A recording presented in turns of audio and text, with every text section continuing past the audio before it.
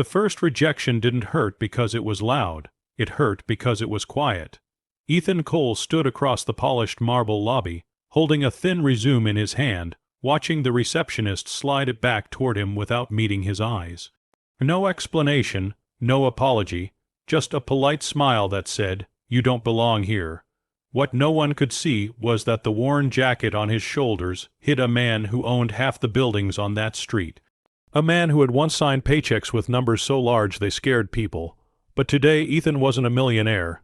He was just another face in line, testing something money had never been able to buy: how the world treats you when it thinks you have nothing.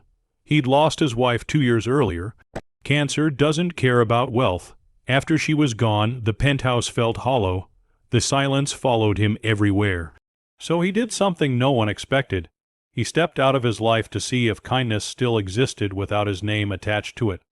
By noon, he'd been rejected 6 times. Security guards looked him over and shook their heads. Managers barely glanced up. One man even laughed and said, "We're not running a charity."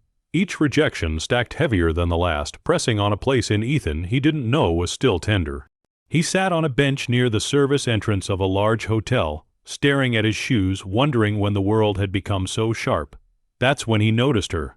She was pushing a cart piled with fresh towels, her uniform slightly oversized, her hair pulled back in a simple knot. A maid, she stopped when she saw him sitting there, shoulders slumped, eyes distant. "You okay?" she asked gently.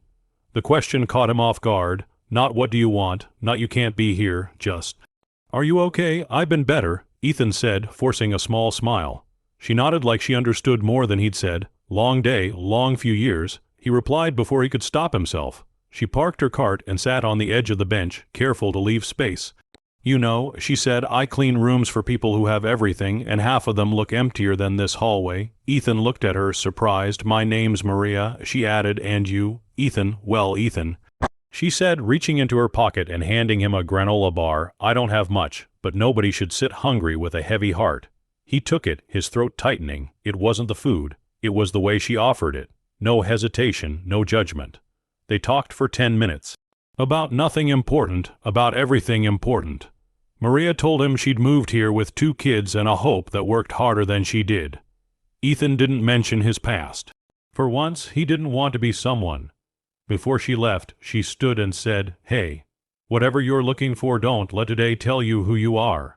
After she walked away, Ethan stayed there, holding that thought like something fragile. An hour later, a hotel executive stormed into the service hallway, furious about an issue with staffing. Maria was called into the office. She walked in nervous, unsure what she'd done wrong. And that's when Ethan followed. The room froze. The executive's face drained of color. "Mr. Cole," Ethan nodded calmly. "I wanted to see how people are treated when they think no one's watching." Silence. Then he turned to Maria. "You treated me like a human being when everyone else treated me like a problem." The next day, the hotel announced a new partnership with Ethan's foundation. Wages were raised, training programs expanded, and Maria, she was offered a management role she never thought she'd reach.